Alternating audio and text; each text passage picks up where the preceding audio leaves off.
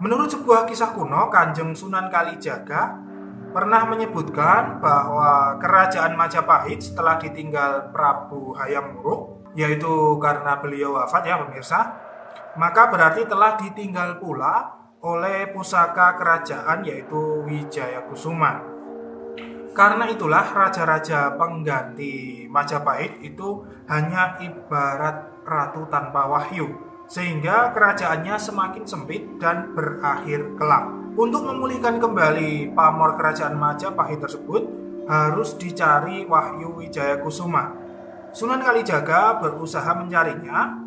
Ia memulai perjalanan dari suatu tempat yang bernama Semaki. Kemudian mengembara sambil mensiarkan Islam ya pada daerah yang dilewatinya. Ketika tiba di Piungan, Yogyakarta ya, Sunan Kalijaga bertemu dengan seorang pemuda yang sedang murung pemirsa. Si pemuda ini duduk di atas bebatuan bekas reruntuhan candi. Tubuh pemuda ini penuh dengan luka yang meski sudah mengering ya, namun masih terlihat bekasnya pemirsa. Ketika ditanya, pemuda itu mengaku bernama Joko Supo. Ia adalah putra seorang empu kerajaan Majapahit yang bernama Mpu Supodrio. Joko Supo lari dari Majapahit ya karena ingin mengadakan perubahan dari kaum feodal yang dianggap sudah ketinggalan zaman. Oleh Kanjeng Sunan Kalijaga, Joko Supo kemudian diislamkan. Ia pun diajak mengembara dan menjadi murid terkasih Kanjeng Sunan Kalijaga. Karena tubuhnya penuh luka yang dalam bahasa Jawa disebut gudiken ya, gudiken, maka ia sering disebut santri gudik atau menurut istilah masyarakat Cirebon dinamakan santri undik. Sebenarnya dalam pengembaraan itu ya, selain mencari Wahyu Wijaya Kusuma, Kanjeng Sunan Kalijaga juga sedang mencari keris pusakanya yang bernama Kanjeng Kiai Tilam Upih. Pusaka ini murca dari warangkanya pemirsa. Dari sasmita batin yang didapat Sang Sunan, pusaka ini berada di sebuah pulau di pantai selatan Jawa. Dan petunjuk ini semakin jelas ketika Sunan Kalijaga dan Joko Supo itu sampai di Kadipaten Donat, yang kala itu penduduknya masih memeluk agama lama dan tengah dilanda sebuah kesedihan pemirsa. Ternyata Kadipaten Donat itu sedang berduka pemirsa, karena wilayahnya itu diobrak-abrik burung raksasa yang biasa disebut burung Garuda atau disebut burung Garuda Beri. Bahkan burung ini suka memakan manusia ya kawan. Oleh Sunan Kalijaga, santri gudik disuruh maju untuk memberantas Garuda Beri dengan meminjam pusaka Kadipaten Donat yang bernama Kanjeng Kiai Tilam Upih. Diceritakan Garuda Beri berhasil dibunuh dengan tongkat cis dan keris Tilam Upih pemirsa.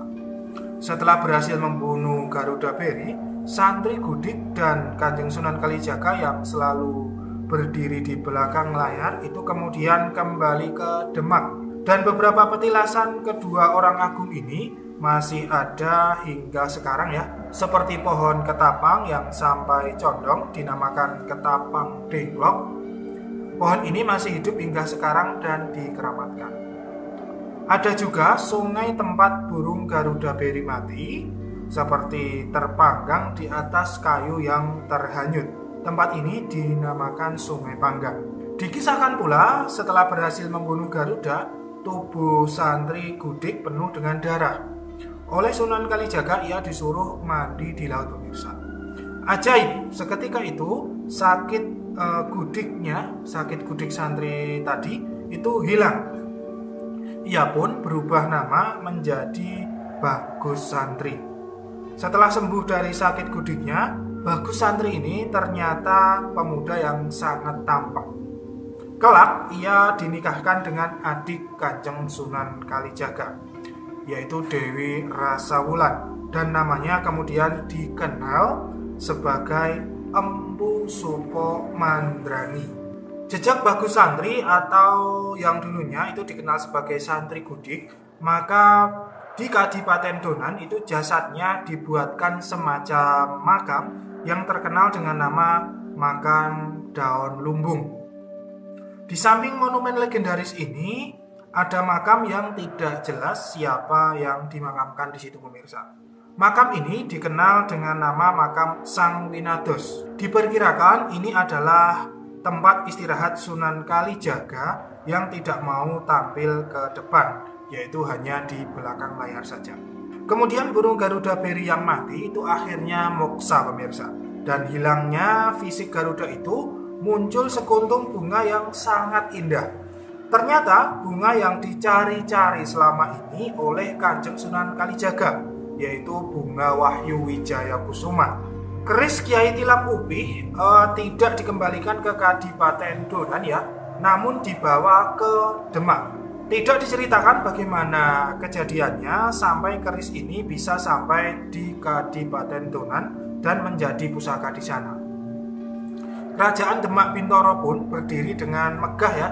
Namun sepeninggal Sultan Trenggono terjadi intrik perebutan kekuasaan. Sebenarnya atas kesepakatan bersama, Kanjeng Sunan Kalijaga yang dinobatkan menjadi raja.